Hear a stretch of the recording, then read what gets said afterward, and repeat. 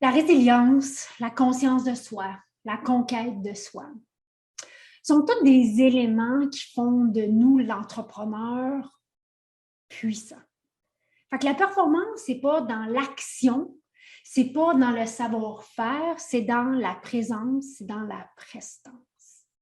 Donc, cette semaine, j'ai avec moi quelqu'un d'hyper spécial, Médo Dourou, qui a été un athlète de haut niveau et aujourd'hui qui accompagne des athlètes de haut niveau et des entrepreneurs et monsieur, madame, tout le monde sur justement tout ce savoir-être-là, cette sagesse intérieure-là.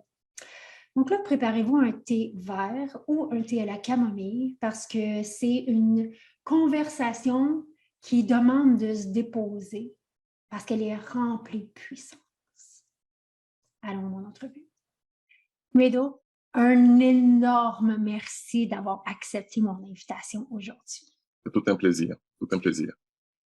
On va parler aujourd'hui d'un sujet que moi me fascine, me passionne et c'est là où j'habite de plus en plus dans ma vie personnelle et je remarque quand même avec les entrepreneurs que j'accompagne, c'est là aussi que nos conversations et il y a cette quête-là. Mais avant qu'on tombe dans le sujet d'aujourd'hui, tu as un parcours fascinant, tu as un profil fascinant. Est-ce que tu pourrais prendre un moment pour te présenter, s'il vous plaît? Bien sûr, ok, moi je m'appelle Ahmed Dou, donc je suis originaire de la Côte d'Ivoire, donc je suis né en Côte d'Ivoire.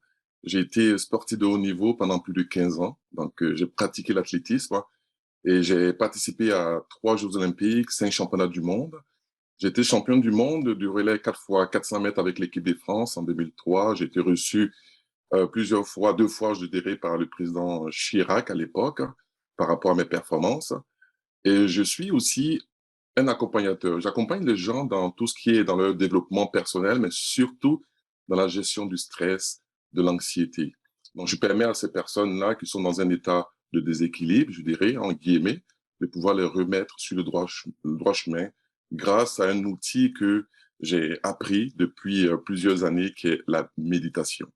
Donc, c'est un peu grosso modo ce que je fais. Ça fait plusieurs années que je suis au Québec. Ça fait maintenant plus de 12 ans que je suis au Québec.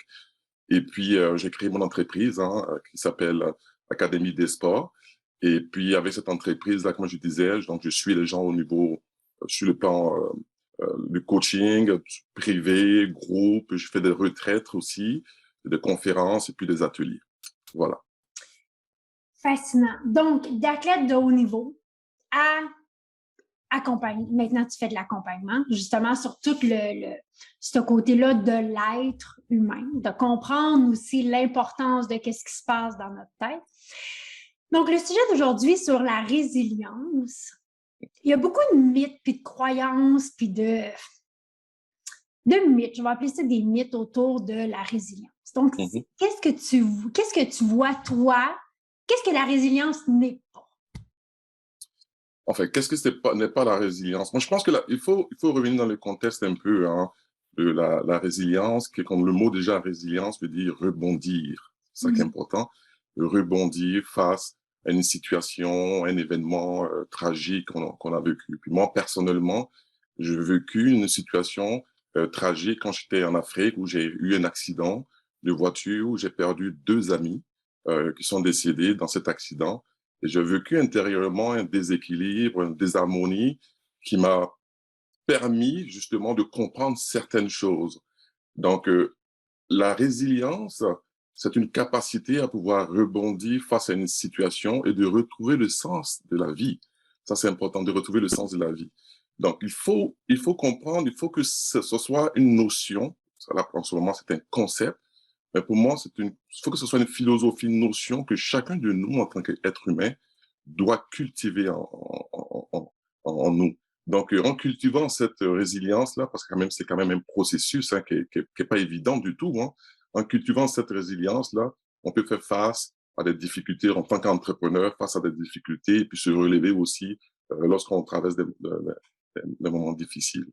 Donc, ce n'est pas la résilience, ce que n'est pas la résilience, c'est pas la combativité. Vous comprenez?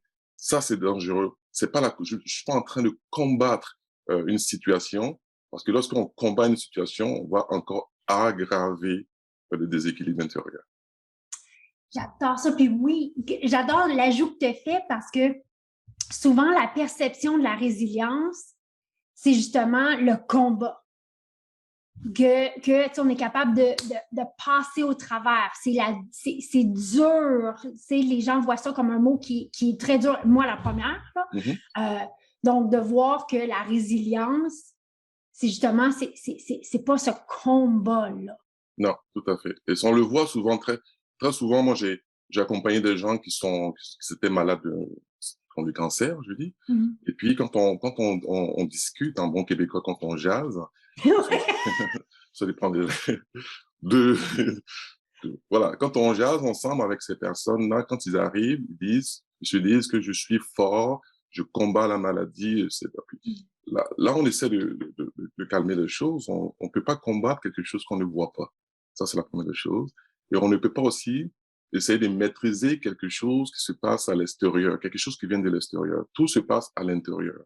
Donc, le travail qu'on fait sur la résilience, on commence déjà à travailler sur l'acceptation, parce que la maladie, elle est déjà présente. Donc, plus on commence à travailler sur l'acceptation, le processus de guérison peut commencer. Et alors, je dis pas que la technique que je mets en place, c'est de permettre à la personne de guérir. C'est pas ça que je suis en train de dire, parce que je ne suis pas un guérisseur, mais simplement, je travaille sur une technique pour permettre à la personne de gérer son stress. Et plus on gère son stress, plus on se sent intérieurement en équilibre. Moins on gère son stress, on permet, sur le plan biologique, on permet à la maladie, justement, de pouvoir prendre encore beaucoup plus d'ampleur. J'entends souvent justement des entrepreneurs dire, tu sais, il faut que je me batte pour aller chercher des nouveaux clients. C'est dur d'être entrepreneur, il faut travailler fort. Donc, si on fait le parallèle avec le monde des affaires, c'est la même chose. Bien sûr, parce qu'un entrepreneur, d'abord, être un entrepreneur, c'est rentrer dans un milieu très, très, très vorace. Oui. Donc, on arrive, puis c'est la jungle, c'est la bataille, c'est ce qu'on voit. C'est comme un sportif de haut niveau. Hein. Il arrive, il faut se battre pour pouvoir avoir la médaille. C'est parfait. Mais il faut pas s'identifier à ça. Hein. Ça, c'est important. Il faut pas s'identifier. C'est l'identification qui est dangereuse. Donc, quand on est dans l'identification, on est dans ce qu'on appelle l'attachement. Et ce qui est intéressant dans ce processus-là, et puis je reviens dans 2500 ans en arrière, où Siddhartha, qui était un des grands mentors que l'on appelle Bouddha communément, il disait que la première noble vérité, c'est que la vie est souffrance. Ça, c'est important. La vie est souffrance. Donc, la souffrance, la naissance est souffrance, la vieillesse est souffrance, la mort, c'est souffrance.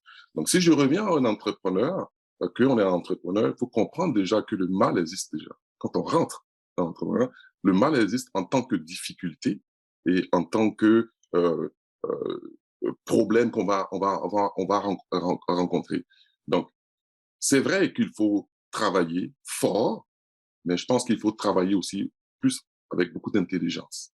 C'est ça qui est important. Donc, travailler fort pour donner plus, pour donner plus, pour donner plus, c'est comme dans le sport, c'est s'entraîner plus sans avoir de repos. Comprenez? Donc, il faut quand même créer une certaine distance par rapport psychologiquement, parce que plus on travaille, plus on va dépenser de l'énergie, évidemment. Et si on dépense de l'énergie et on n'a pas les résultats qu'on souhaite avoir, et là, ça va travailler intérieurement. Donc, pour revenir dans ce que tu me poses comme question, c'est justement, le travail intérieur est très important pour un entrepreneur. C'est que l'entrepreneur doit toujours prendre un peu de distance, qu'on appelle créer une distance psychologique. Ouais. J'ai des objectifs, les objectifs sont tracés, alors je vais mettre des actions pour pouvoir atteindre ces objectifs-là. Alors, parce que il y a rien qui est linéaire, on va dire ça comme ça, hein. Rien qui est linéaire. Donc, on arrive parce que les réalisations vont se faire par à-coup. Donc, à un moment donné, on flanche. Là, on se pose des questions, mais voyons donc, j'ai pas atteint mes objectifs. Et ça, c'est là le côté intérieur va travailler. Donc, si on a un côté intérieur qui est très faible, là, on tombe dans le piège. Mais si on a un côté intérieur qui est très fort, donc là, on parle de résilience, là, on parle de résilience, on se dit que rien n'est perdu. Tant qu'il y a l'espoir, ce qu'on appelle le souffle de vie qui est en nous, c'est que la vie est là, il y a toujours la possibilité de pouvoir avancer. Et c'est là que c'est difficile avec les entrepreneurs qui font pas le travail intérieur. Et je l'ai toujours, même dans le sport de haut niveau, hein, je le dis toujours que c'est bon de faire du sport de haut niveau, mais si on n'est pas fort intérieurement, et finalement, il y a beaucoup de sportifs de haut niveau, on n'en parle pas, hein, qui se suicident, hein, parce que, voilà. Donc, même dans les entrepreneurs aussi, on n'en parle pas, hein. Il y a des entrepreneurs qui sont dans le trou et puis qui s'enlèvent la vie. Donc, le travail intérieur, c'est la première des choses. Et puis après, le travail extérieur qui est dans l'intellect, tout ce qu'on apprend comme technique de Ouais. vente, tout ça. Voilà, l'affaire, tout ça, ça c'est des choses qu'on apprend. Et puis, voilà. Mais la base de tout ça, c'est vraiment le travail, l'équilibre intérieur. Comme une maison, si la fondation n'est pas faite, que vous avez de belles fenêtres, que vous avez la belle porte, vous avez une belle peinture, vous avez un jardin qui est magnifique, vous n'avez pas une maison solide. Parce que Non. lorsque le vent arrive, ça balance tout ça.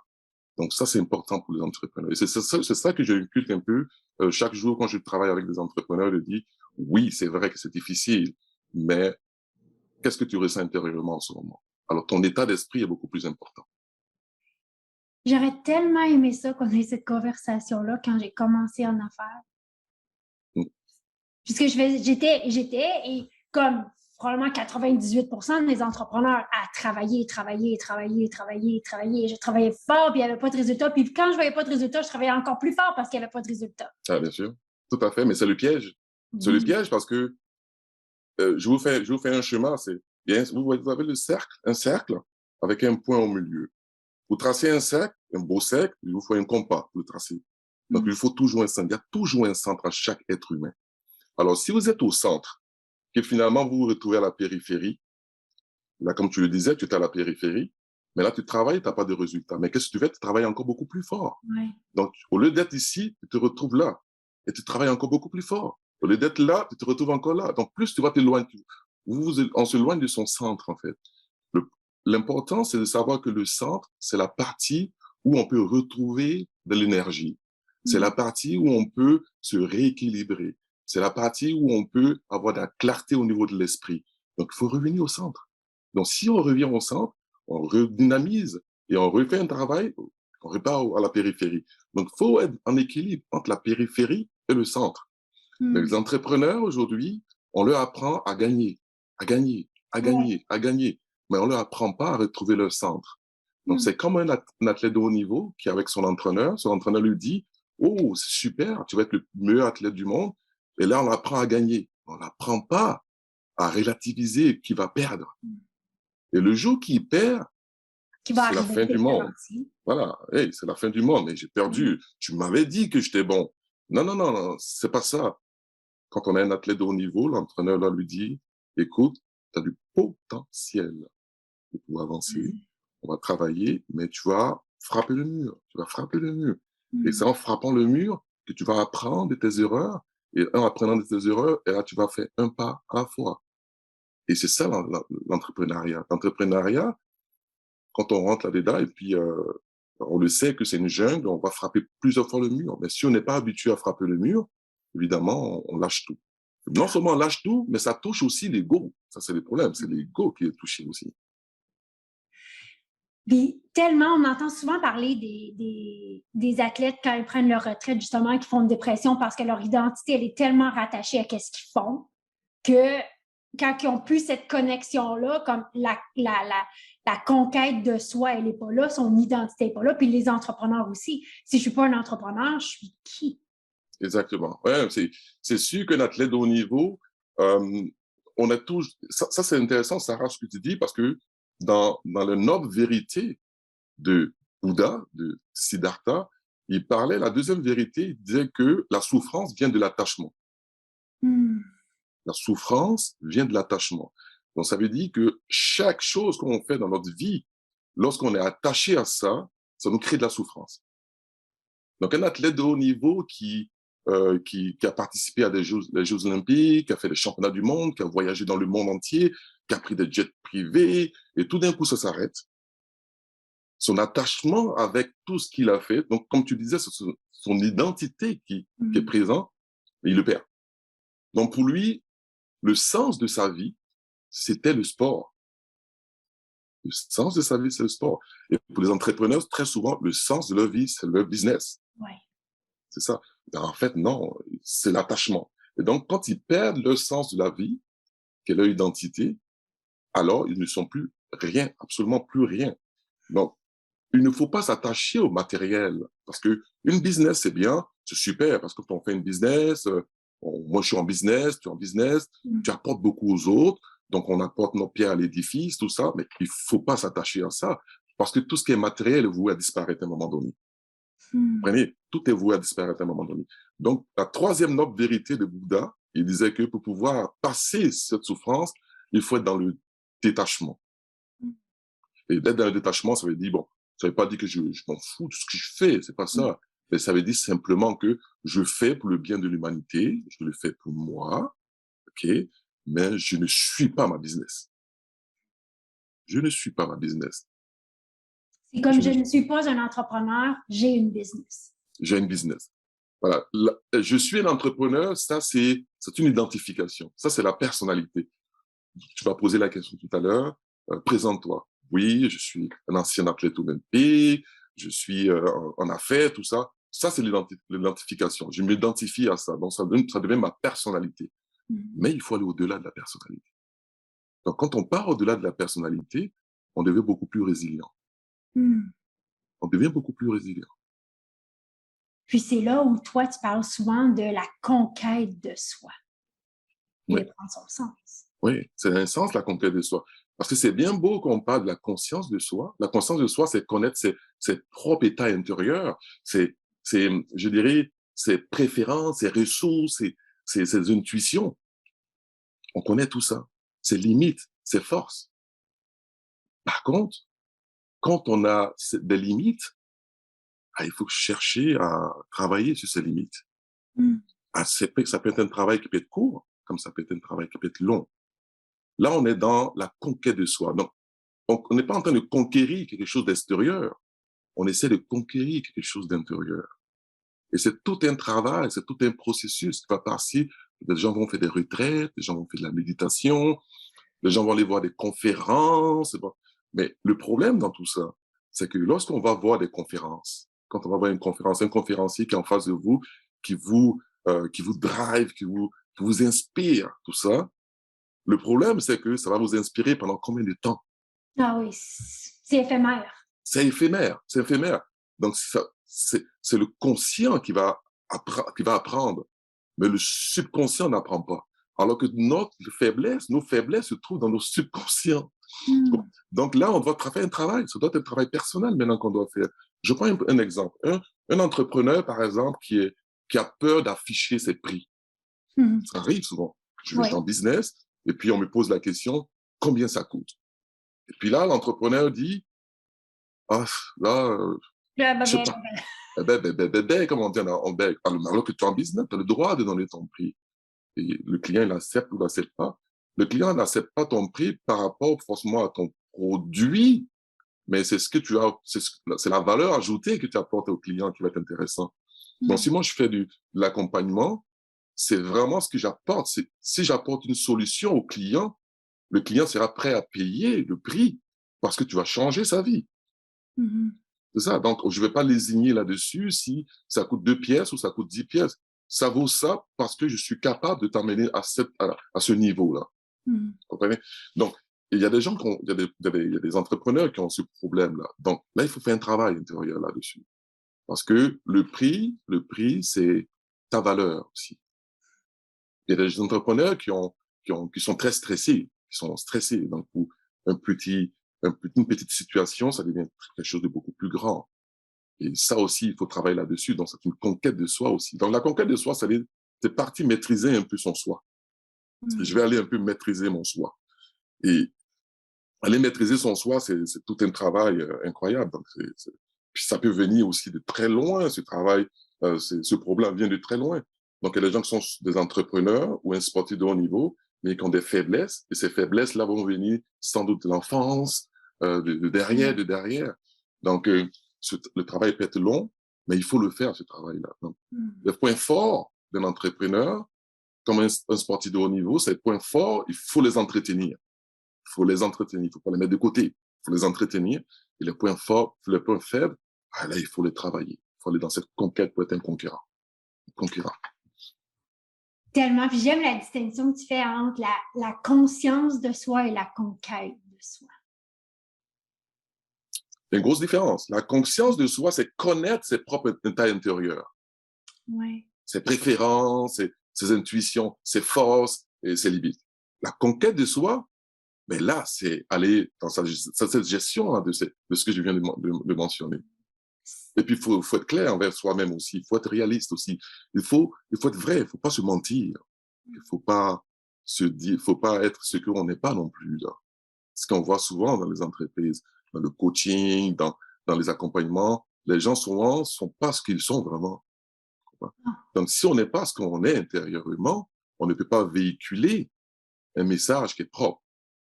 Donc, c'est notre intérieur qui véhicule l'extérieur. Donc, si tu prends l'extérieur pour vouloir véhiculer ton intérieur, mais là, tu as tout faux, là. Tu as tout faux. Donc, ça, c'est important.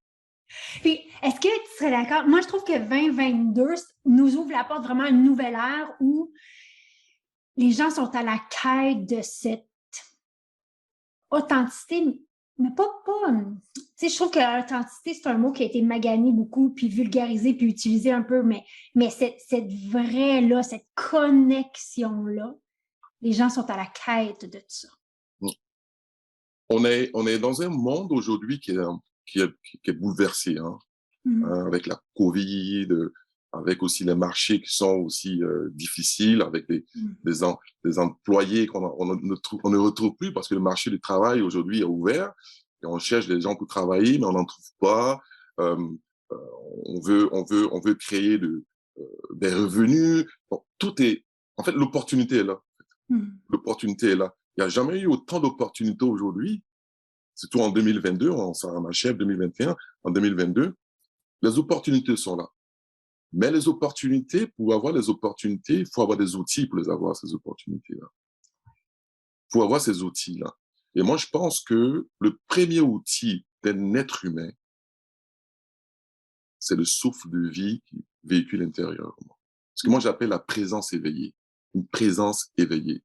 Donc, on doit être dans ce qu'on appelle aussi, en termes bouddhiques, dans le bouddhisme, on dit, il faut être témoin, il faut être vigilant. Il faut être vigilant. Donc, on parle de vigilance, en fait. Et puis, j'ai entendu quelqu'un me dire qu'elle allait faire des retraites Vipassana. La retraite Vipassana, Vipassana veut dire être témoin. Être témoin. Donc, les gens, être témoin, c'est être observateur, en fait. Je suis un observateur. C'est facile d'être observateur. Tout le monde observe. C'est pas quelque chose de nouveau. Mais la chose nouvelle, c'est que les gens ne savent pas s'observer soi-même. Oui, c'est facile d'observer les autres. D'autres, c'est ça. Donc, ils ne savent pas s'observer soi-même. Oui. Donc, il est temps pour 2022 que les gens commencent à s'observer. Si on s'observe soi-même dans l'observation intérieure, ce que j'appelle l'auto-observation, j'ai écrit un livre là-dessus qui s'appelle l'auto-observation, qui est sur Amazon d'ailleurs. L'auto-observation va vous permettre de vous connaître. Donc, on part dans la conscience de soi. Et dans cette conscience de soi, on va travailler la conquête de soi. Et quand on travaille la conquête de soi, là, on sait on connaît ces états émotionnels. Parce que c'est les états émotionnels qui nous drivent tous en ce moment. Ouais. Si on a un état émotionnel qui est très bas, c'est sûr qu'en business, on n'avancera pas. C'est sûr. Ça, c'est sûr. Les émotions, c'est une énergie qui nous permet d'avancer ou de reculer.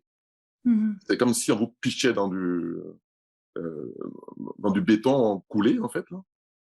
Si vous restez 3 minutes, 4 minutes, vous sortirez plus du béton. Ah oui, ça fige. Ouais. Alors, pour aller vous sortir du béton, on est obligé de casser et on risque de vous faire mal. Donc, notre état émotionnel, plus on reste longtemps dans l'état émotionnel, plus on dérive. Donc, c'est bon, les états émotionnels. Je ne me sens pas bien, je suis stressé, je suis angoissé. Oui, il faut reconnaître tout ça. Il ne faut pas rester longtemps là-dedans. Ouais. Parce que quand on reste longtemps là-dedans, à l'extérieur, après, les réalisations ne sont pas présentes. Donc, 2022 doit être une ouverture d'esprit. On parle beaucoup de spiritualité en ce moment, et puis c'est bien de parler de spiritualité. Puis il faut faire attention. La spiritualité, c'est pas la religion. Hein. Donc, la spiritualité, c'est quelque chose d'unique. La religion, c'est quelque chose de multiple. Okay? Ouais. Donc, la spiritualité, c'est notre être même, c'est notre essence même. Okay? On est tous des êtres spirituels, veut ou veut pas. On est tous des êtres spirituels. Spiritualité veut dire spirit, veut dire souffle de vie. Donc, c'est que si vous respirez, ça veut dire que vous êtes un être spirituel. Donc, il faut rentrer un peu dans ce côté un peu, je dirais, spirituel, puis même tous les grands coachs, toutes les personnes, écoutez-moi. Moi, à Los Angeles, quand je suis allé à Los Angeles au centre de réalisation Fellowship, Steve Jobs, il était là-bas. Il est là, c'est là qu'il allait faire ses cours de méditation.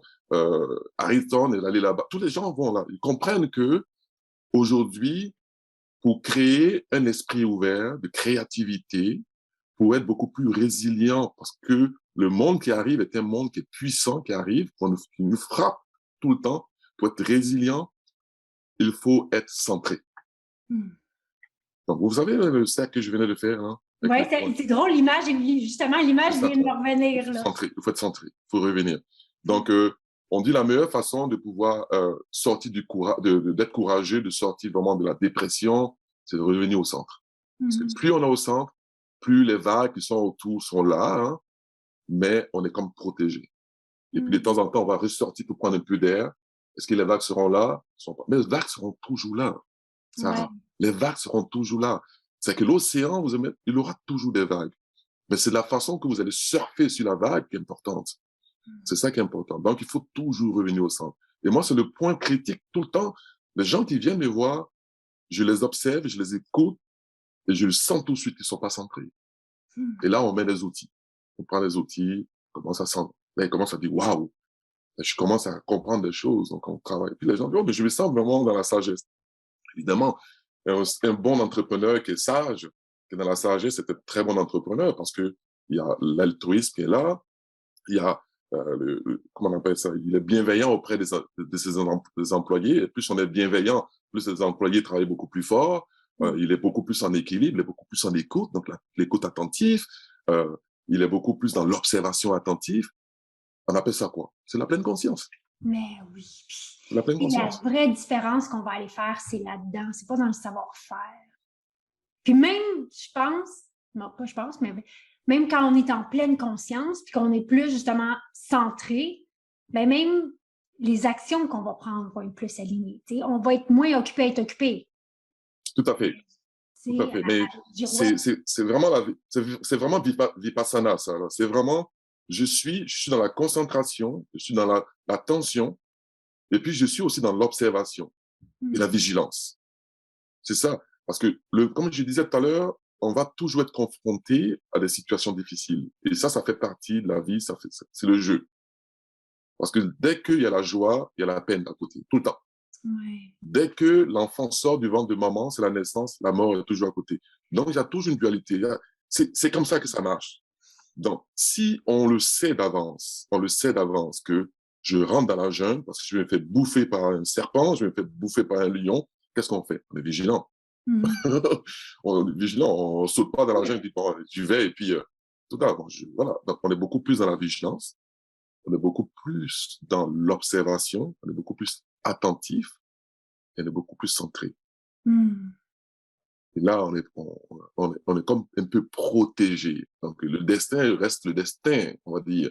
C'est des choses qui peuvent arriver, mais on est quand même conscient de ce qui va nous arriver. Et si on est beaucoup plus conscient de ce qui va nous arriver, alors si ça nous arrive, mentalement, on est déjà préparé. Et en ce moment, on est prêt à rebondir. Et quand on est prêt à rebondir, là, on rentre dans ce processus de résilience, là. Ouais. Donc, processus de résilience. Donc, ce qui fait que si une personne dans sa famille, dans une famille dysfonctionnée, a vécu dans une famille dysfonctionnée, cette personne sera beaucoup plus fragile. Donc, le processus de résilience sera pas là. Mais on est chanceux aujourd'hui qu'on a la science, qu'on appelle la neuroscience, nous disent que le cerveau est plastique. Okay? Ouais. Donc, le cerveau est plastique. Plutôt le cerveau est plastique, on peut modeler les neurones un tout petit peu. Ça peut se faire. Donc, ça se fait par quoi? Par la répétition. Donc, on va répéter. Donc, juste pour travailler dans la résilience, dès que je suis en voiture, puis que quelqu'un me klaxonne là, parce que je suis pas passé le feu, puis je me mets à m'énerver, je m'énerve, là, je suis pas dans la résilience. Non. Donc, voilà. Je suis pas au milieu du cercle, je suis à l'extérieur, bien loin. Donc, on peut travailler la résilience petit à petit, un pas à la fois, vous savez, un pas à la fois. Et puis même, des personnes qui vont être malades, par exemple, qui vont avoir le cancer et qui n'ont pas réussi qui n'ont pas réussi à vivre, qui sont décédés, mais qui étaient dans cette résilience, c'est pas perdu quand même. C'est pas perdu parce que intérieurement, ils vont faire un travail de force important. Comme ça, c'est l'énergie qui va être là. On pourrait peut-être discuter de ça, mais l'énergie sera toujours là. Mais ils seront un modèle pour les autres. Oui. Donc la résilience, c'est pas seulement le travail personnel, c'est le travail personnel, c'est vrai, mais aussi il faut se rapprocher aussi des autres. Il faut travailler avec les gens qui sont autour de vous, qui ont cette force de résilience, qui vont vous aider aussi à vous élever. Donc il faut pas rester tout seul dans son coin à dire oui, je travaille ma résilience, mais il faut aussi aller voir d'autres personnes qui vont vous aider. Ça peut être un professionnel qui va vous Oui. aider, ça peut être un coach, ça peut être un accompagnateur, tout ça. Donc c'est tout un processus. Ça. Ça se fait ensemble, ça. J'adore ça. Puis j'aime comment ça fait justement un full circle, là, tu sais, la résilience, c'est la conquête de soi. Donc, tous les outils. On peut passer des heures à parler. Oui, c'est sûr, c'est sûr. À chaque fois qu'on se parle, moi, je fais comme je reviens dans mon centre de plus en plus. Oui, tout ça. Si les gens veulent en savoir plus sur toi, ton accompagnement, tes conférences, tes livres, ils peuvent aller. Écoute, j'ai un site internet qui est très simple, très basique. Là. Donc, c'est medo.ca, donc medo.ca. Vous allez voir, il y a toutes les informations sur moi. Medo, parce que c'est mon nom de famille. Mon nom de famille, c'est Douhou, D-O-U-H-O-U. Mon prénom, c'est Ahmed, A-H-M-E-D. Et ma mère, quand j'étais jeune, m'appelait Medo. Donc, moi, j'ai eu la chance de vivre dans une famille aimante. Donc, ça a été quand même un bon outil pour moi pour la suite des choses dans le sport de haut niveau puis la vie en général. Donc, vous pouvez aller sur ce site-là puis avoir toutes les informations sur moi. Mon livre qui s'appelle L'auto-observation, on le trouve sur Amazon en ce moment aussi. Donc, ça peut être un très, très bon livre pour se préparer pour 2022. Parfait. Je vais absolument mettre le lien. Je vais aller me le procurer, 1. 2, je vais mettre le lien dans le descriptif de la vidéo. Mais donc, un énorme merci. Mais écoute, c'est moi qui te remercie énormément pour ce que tu fais en ce moment pour les entrepreneurs. Et puis, on se rejoint là-dessus. Ouais. Et un bon bouddhiste, on dit un gros namasté par rapport à tout ça. Merci beaucoup.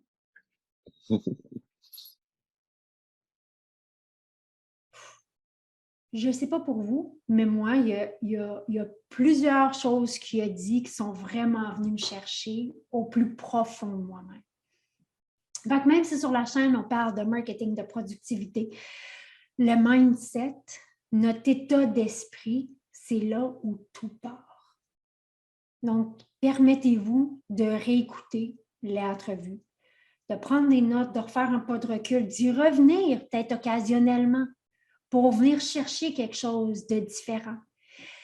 Vous allez venir chercher quelque chose que vous avez besoin à ce moment-là. Puis, c'est là que ça nous permet de nous recentrer. Parce que nous, quand on est centré, quand on est groundé, c'est le plus beau cadeau pour nous. C'est le plus beau cadeau pour notre équipe et c'est de loin le plus beau cadeau pour nos clients. D'avoir un entrepreneur, une entrepreneur qui est centré, qui est ancré. Parce qu'une fois qu'on l'a ça, c'est là qu'on voit que dans la vie, tout est possible. Merci d'être ici semaine après semaine. Puis nous, on se voit mardi prochain.